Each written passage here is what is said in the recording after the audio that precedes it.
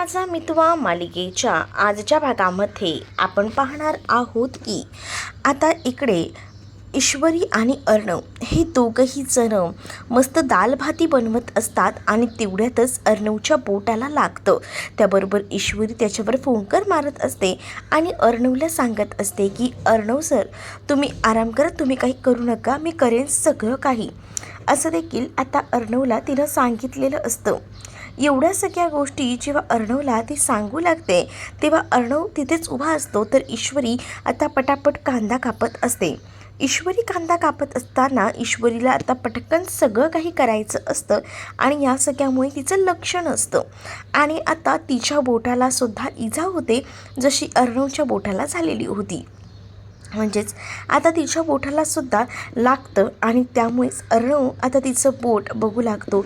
त्यालाही कळतं की ईश्वरीच्या हाताला लागलेलं आहे. मग आता ईश्वरीलाही तो म्हणतो, अगं सांभाळून, जरा सावकाश ना, आणि असं बोलून आता हळूच तो सावरत असतो.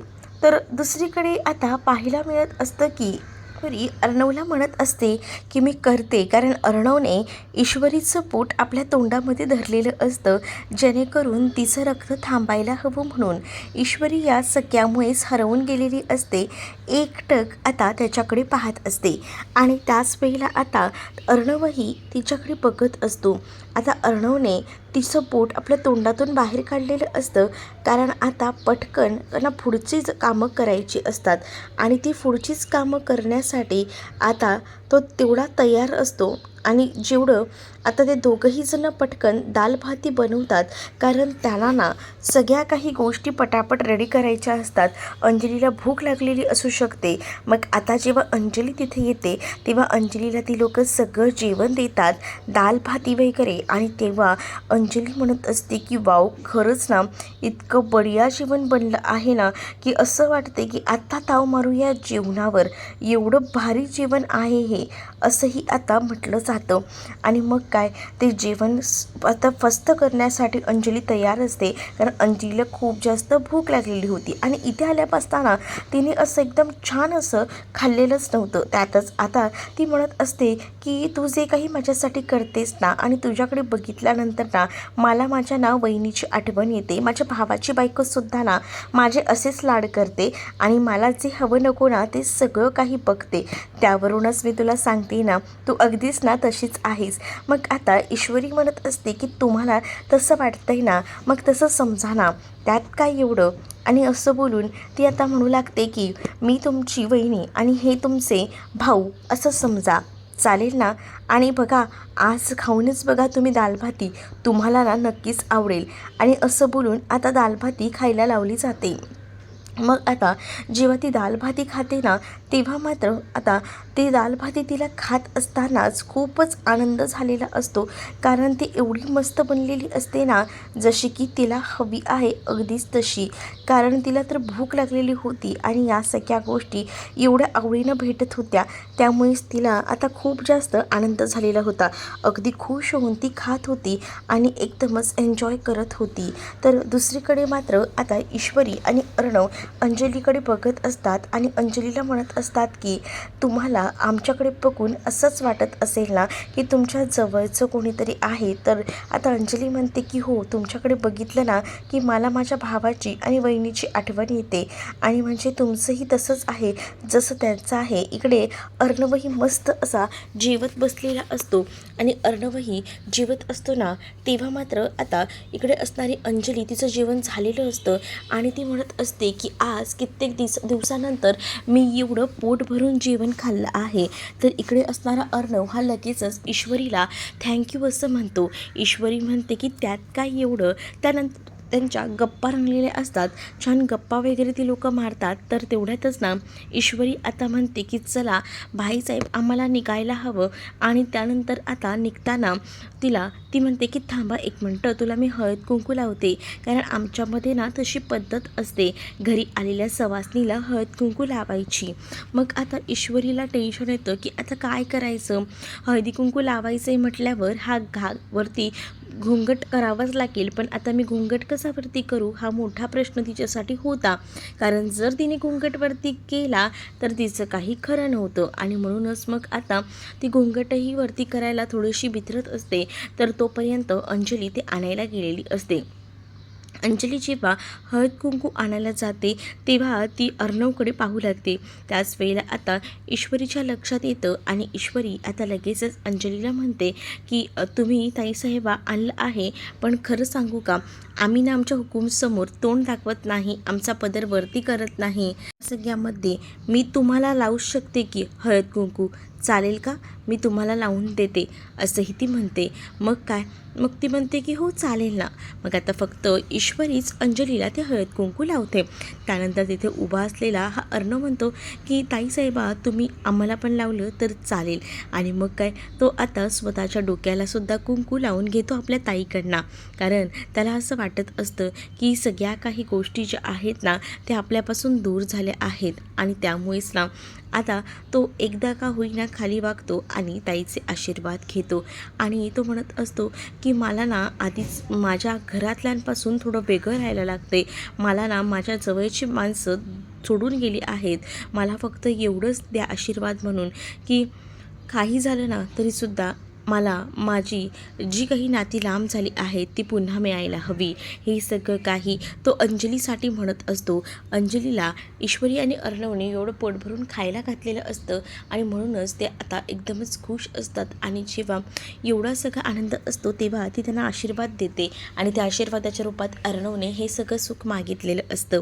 त्यानंतर आता ह्यांचं जेवणाचा कार्यक्रम वगैरे छान झालेला असतो, गप्पाही छान झालेल्या असतात. ईश्वरी आता जाताना म्हणत असते की बाईसाहेब मी तुम्हाला म्हणू का, एक सांगू का, की त्यापेक्षा एक काम करूया का, माझ्या हातचं जेवण तुम्हाला इतकं आवडलं आहे तर त्यापेक्षा आपण आहे ना मस्त तुम्हाला रोजच डबा पाठवते, मग तुम्ही ना मस्त असा ताव मारून खाऊन घ्या, मग तर झालं, चालेल का, सांगा बरं मला. मग आता तीही म्हणते की हो हो चालेल ना, का नाही चालणार, चालेल तुम्ही मला डब्बा पाठवा. मग आता ईश्वरीलासुद्धा तेवढंच हवं होतं की त्यानिमित्ताने का होईना अंजलीताई निदान घरचं जेवण तरी खातील आणि त्यांना या सगळ्याचा त्रास होणार नाही. त्यानंतर तुला बघितल्यानंतर खरंच ना माझ्या वहिनीची आठवण येते. माझ्या डोळ्या जेवणाच्या कार्यक्रमातसुद्धा ना तिने खूप छान तयारी केली होती, एवढी तयारी छान केली होती ना की नावं ठेवायला काहीच जागा नव्हती. खूपच सुंदर केलं होतं सगळं काही तिनं. आणि आजही मला तिची आठवण आली. त्यानंतर अर्णव आणि ईश्वरी हा अंजलीचा निरोप घेऊन तिकडनं जायला निघतात. त्यांचं सामान वगैरे घेतात आणि तिकडनं बाहेर पडतात. तर अंजलीसुद्धा त्यांना बाय वगैरे बोलते, पण दुसरीकडे आता अंजलीच्या डोक्याला टेन्शन असतंच. कारण तिला माहिती आहे की तिचा नवरा अजूनही घरी आलेला नाही, बराच उशीर झाला आहे तरीसुद्धा हे आले कसे नाही हा मोठा प्रश्न ना आता पडलेला असतो. मग अंजली बाहेर येऊन फेऱ्या मारत असते आणि इकडे तिकडे बघत असते आणि ती म्हणत असते की कुठे राहिले असतील हे आणि हे अजून का आले नाही आहेत. तर वॉचमॅन काकासुद्धा आलेले असतात आणि विचारतात की काही प्रॉब्लेम आहे का. काकांना ती म्हणते की अजूनही आलेले नाही आहेत ना, त्यांचीच वाट बघत होते मी, कधी येता येत ते, म्हणून मी बाहेर थांबले असं देखील आता अंजली म्हणत असते. अंजली जेव्हा हे सगळं काही बोलते ना तेव्हा मात्र आता अंजली कंटिन्यू कॉल करत असते. आपण एक काम करूया का, कालपासून ते आले नाही आहेत, मग आपण त्यापेक्षा पोलिसात जायचं का, बघूया का कंप्लेंट करून, जर कुठे काही प्रॉब्लेम झाला असेल तर, असं देखील आता वॉचमॅन काका म्हणतात. त्यावर मात्र अंजली म्हणत असते की नाही, त्यांची काही केसची कामं असली ना की त्यांना असा उशीर होतो, हे काही नवीन नाही आहे, बघूया उद्यापर्यंत वाट, नाही जर झालं तर बघता येईल, पण तुम्ही ही गोष्ट अर्णवला सांगू नका असंही सांगितलेलं असतं. नाही अर्णवला नाही सांगणार, मग तर झालं ना असं बोलून कसं बसं आता शांत बसवायचं काम केलं जातं. तर दुसरीकडे मात्र आता बाहेर गेल्या त्याची दाढी वगैरे सगळी काढून टाकतो. ईश्वरी म्हणत असते की काय हे सगळं केलं, एवढे छान दिसत होतात या गेटअपमध्ये, मग का चेंज केलं. मग आता अर्णव म्हणत असतो की अगं किती घाण झाली मला ती, बापरे नकोसं झाले, कधी एकदा काढतो ना असं झालं होतं, आता बरं वाटते. पण तुला एक सांगू का, तू आज असं बोलून तो थांबतो. कारण जयपुरी गेटअपमध्ये ना ईश्वरीचा लुक अगदीच खुलून आलेला असतो आणि त्यामुळेच ईश्वरी त्याला एकदमच आवडत असते आणि म्हणून तो एकटक ईश्वरीकडे बघत असतो. ईश्वरी म्हणत असते की तुम्ही काय म्हणालात मला समजलं नाही, पुन्हा बोला ना. मग आता ईश्वरी म्हणत असते सांगा ना. पण अर्णव सर तुम्हाला एक सांगू का, आज खऱ्या अर्थाने बरं वाटलं. अंजलीताईने आपल्या हातचं खाल्लंसुद्धा आणि उलट आपल्याला उद्यापासून त्यांना डब्बा द्यायलासुद्धा एक संधी मिळाली. म्हणजे आपल्याबरोबरच त्या असतील असं काहीसं आपल्याला आता वाटते. बरोबर की नाही? तुम्हालाही आनंद झालाच असेल ना? अर्णव म्हणतो की हो, मलासुद्धा आनंद झाला आणि सगळं हे तुझ्यामुळे शक्य झालं आहे. आणि मी काय म्हणतो, जरा मोठी कधी होणार आहेस, कारण तुझा हा बालिशपणा कधी संपणार आहे. ईश्वरीनं अगदीच लहान मुलांसारखं करत असते म्हणून अर्णव तिला असं म्हणत असतो. तर ईश्वरी म्हणत असते की आज हा बालिशपणा आहे ना, म्हणूनच तर आपण तर भेटू शकलो ना आपल्या ताईंना. तर इकडे मात्र आता अंजली वाट बघत असते की अजून राकेश कसा आला नाही. ती घराच्या बाहेरच थांबलेली असते राकेशची वाट बघत. मग आता राकेश जो आहे तो त्या मुलीसोबतच निघालेला असतो घरी पुन्हा येण्यासाठी. पण अंजलीला ती फोन लावत असते, पण अंजलीचा फोनही तो रिसीव करत नसतो. मुळात त्याच्या मोबाईलमध्ये चार्जिंगच नसते. तर दुसरीकडे आता तो आलेला असतो आणि ती रिया त्याला सोडायलाही आलेली असते. रिया जेव्हा त्याला सोडायला येते तेव्हा रियाकडे तो बाय बाय बोलत असतो रियाला. रिया हसत असते त्याच्याकडे बघून आणि पुन्हा वगैरे त्याला भेटायला बोलवत असते. आणि हे सगळं बघूनच ना आता इथे असणाऱ्या ह्या अंजलीला डाऊट येतो. अंजली विचार करते की नक्कीच ना काहीतरी गडबड आहे, पण नेमकी काय ही तर आपल्याला आता शोधून काढायलाच हवी. राकेश तिकडनं येत असतो, मोबाईल वगैरे बघत असतो की कोणाचे कॉल्स वगैरे आलेत का. त्याला हे नसतं माहिती की अंजलीनं काही बघितलं आहे. अंजली आता रागातच दारामध्ये उभी असते आणि आता अंजली ठरवते की या माणसासाठी आपण एवढं सगळं करतोय आणि हा माणूस या मुलीसोबत रात्रभर होता, मला तर सांगत होता डोमॅस्टिक व्हायलन्सची केस आहे. मग आता अंजली पटकन आतमध्ये जाते आणि ती राकेशला रूममध्ये सुद्धा घेत नसते, लगेचच दार लावून घेत असते आणि म्हणत असते की तुम्ही मला म्हणालात की तुम्ही डोमॅस्टिक व्हायलन्सच्या केससाठी बाहेर असणार आहात, रात्रभर तुम्ही या मुलीसोबत होतात का? तुम्हाला कसं काही वाटत नाही हो? तुम्हाला किती मी कॉल करत होते. मग आता राकेश म्हणत असतो की थांब थांब बायको थांब, पण घरात तमाशा करूया, बाहेर नको, सगळ्यांना ऐकू जाते. आणि असं बोलूनच ना तो आता घरामध्ये येतो आणि त्यानंतर खोलीचं दार लावून घेतो. अंजलीला म्हणत असतो की काय चाललं आहे अंजली, तू हे सगळं काय बोलतेस? अंजली म्हणते की मला सांगा, रात्रभर तुम्ही घरात नाही आहे, तुम्हाला मी कॉन्टॅक्ट करायचा प्रयत्न करते तरीसुद्धा तुमचा फोन हा बंद लागतोय, तर त्यावर माझ्या फोनला चार्जिंग नव्हती असं क्षुल्लकचं कारण आता तो देऊ लागतो. आता अंजली ही खूप जास्त चिडलेली होती आणि अंजली जेव्हा एवढी चिडलेली होती ना, तेव्हा मात्र आता अंजली म्हणत असते की मला ना तुमचं काही ऐकायचं नाही आहे, आता बस झालं, पुरे झालं, असंही आता ती म्हणत असते. आणि त्याच वेळेला जेव्हा हे सगळं काही ती बोलते ना, तेव्हा मात्र आता राकेशचं सुरू होतं आणि तो लगेच आता यू टर्न मारत म्हणत असतो की बघितलं का, म्हणजे आता तुझासुद्धा माझ्यावर विश्वास नाही आहे, तर आता मी काय बोलू यार, मला खरंच कळत नाही आहे. मला असं वाटलं होतं निदान तू तरी मला सावरून घेशील, तू तरी मला समजून घेशील, पण नाही, तुझाही माझ्यावर विश्वास नाही आहे. आता मी काय करू, काहीच मला कळत नाही आहे. जाऊ दे, मला ना एकतर मी एवढ्या सगळ्या टेन्शनमध्ये आहे, कसं कसं सगळं मॅनेज करायला बघतो आहे आणि त्यात तू हे सगळं काही केलं आहेस ना, त्यामुळे ना मला नकोसं झालेलं आहे, असं देखील आता बोललं जात असतं. जेव्हा या सगळ्या गोष्टी बोलल्या जातात ना, तेव्हा मात्र आता अंजली थोडी नरम पडते आणि त्याच वेळेला ती म्हणत असते मग तुम्ही त्या मुलीसोबत काय करत होतात मला सांगा ना. मग आता तो सांगत असतो की मी तुला सांगितलं ना, मला रात्री एक केस होती, ती केस सॉर्ट आऊट केली, मग त्यानंतर नवीन एक केस आली ह्या मुलीच्या बहिणीच्या आत्महत्येची, आणि मग त्या मुलीच्या बहिणीला आम्ही शोधत होतो रात्रभर. त्यानंतर पोलीस स्टेशनला गेलो, तिथे काम केलं, त्यानंतर तिची बहीण मला इथपर्यंत सोडायला आली. हे सगळं असं घडलेलं आहे. एकतर या सगळ्या गडबडीमध्ये माझ्या पोटात एक कण नाही गेला आणि तरीसुद्धा तू मला एवढं सगळं टोचून बोलतेस. एवढं सगळं बोलताना तुला जरा पण काही वाटत नाही आहे का?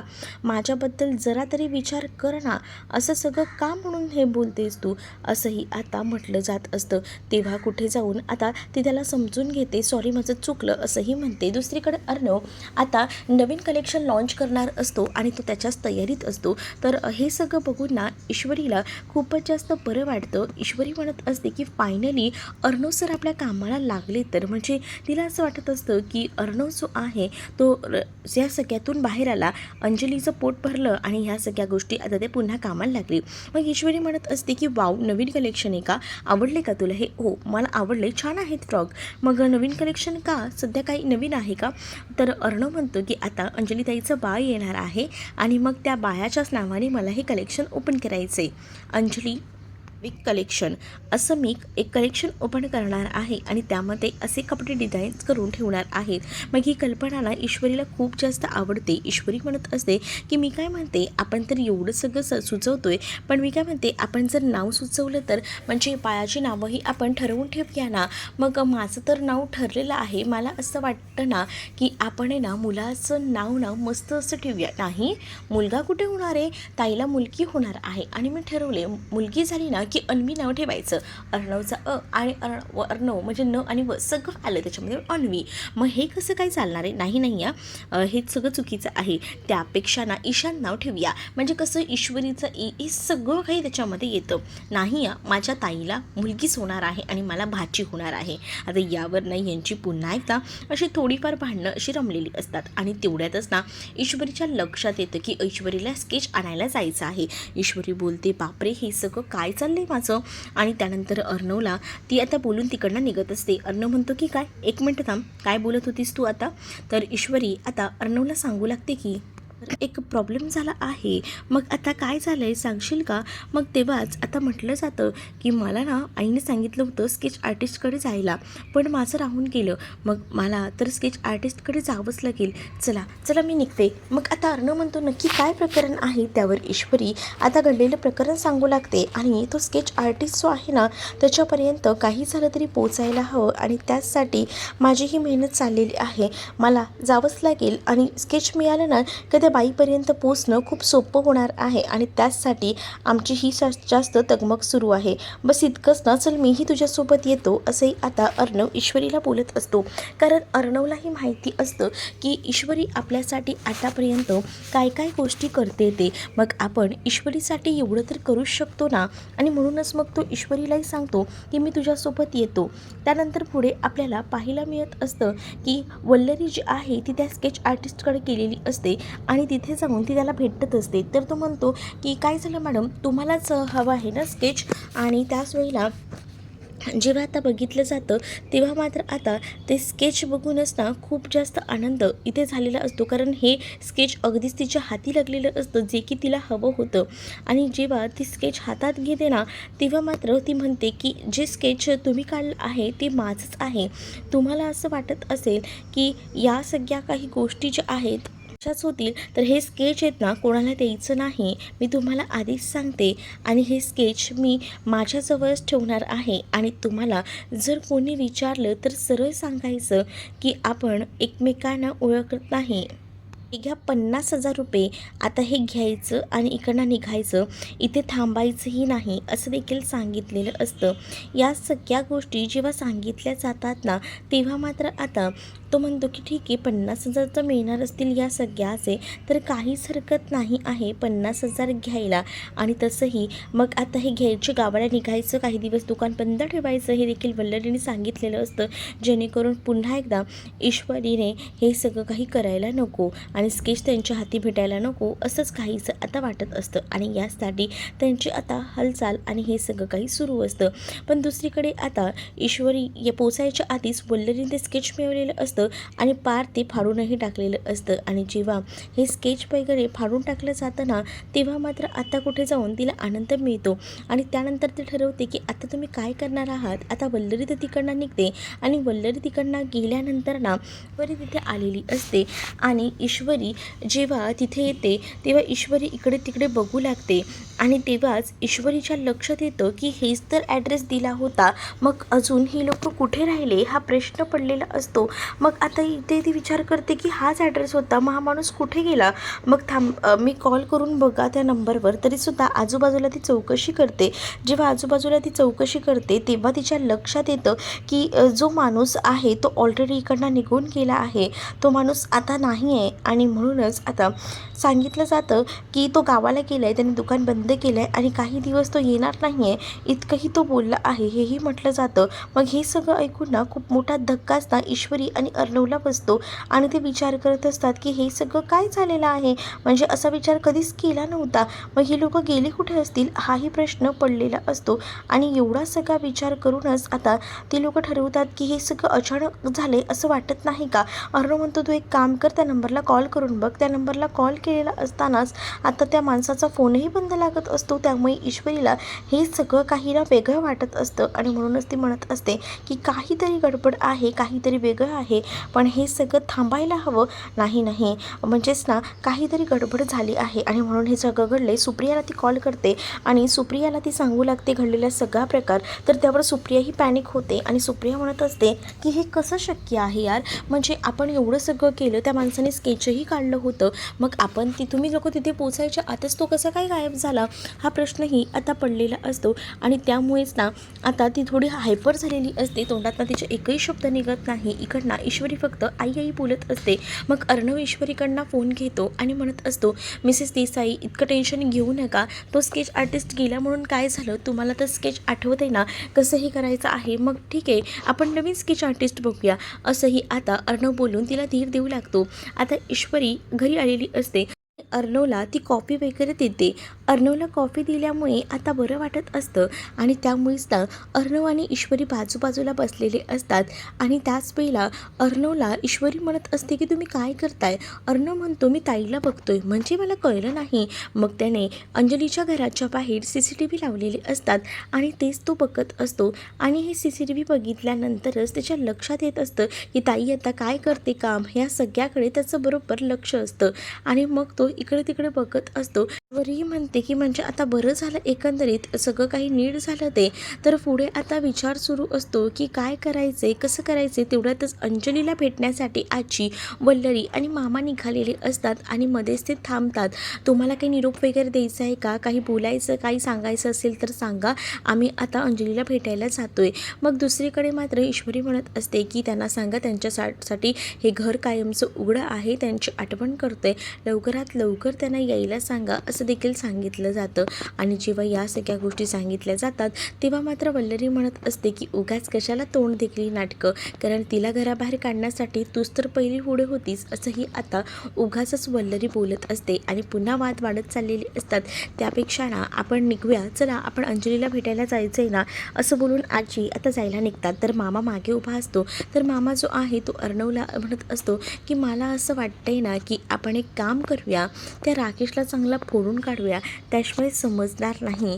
आपल्या अंजलीलासुद्धा 4 दिवस जेव्हा तो गायब होईल ना तेव्हा अंजली बघा आपल्याकडे येईलच येईल, असंही आता त्यांचं सुरू असतं.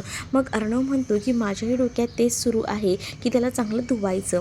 तर त्यानंतर आता पुढील भागामध्ये पाहायला मिळतं आजी गेलेली असते अंजलीकडे. तर अंजलीला सांगत असते की ह्या याच्यामध्ये तू नको राहूस, चल तू, पण अंजली नाही असं म्हणत असते. अंजली म्हणते सॉरी पण मी आता त्या घरात येणार नाही. दुसरीकडे राकेशला अर्णव आणि ईश्वरी चांगलीच तंबी देत म्हणत असतात की जेव्हा आपल्या अंजली त्यांची डिलिव्हरी होईल ना तेव्हा तुझी डिलिव्हरीसुद्धा डायरेक्ट रस्त्यावर असेल, असंही ईश्वरीने आता राकेशला सांगितलेलं असतं. आणि त्यामुळेच ना आता राकेश थोडा घाबरतो. तर तुम्हाला हा भाग कसा वाटला आहे ते मला कमेंटमध्ये नक्कीच सांगा. आणि अशाच नवनवीन भागांसाठी आपल्या चॅनललासुद्धा सबस्क्राईब करायला विसरू नका. चला तर मग भेटूया पुढच्या भागामध्ये.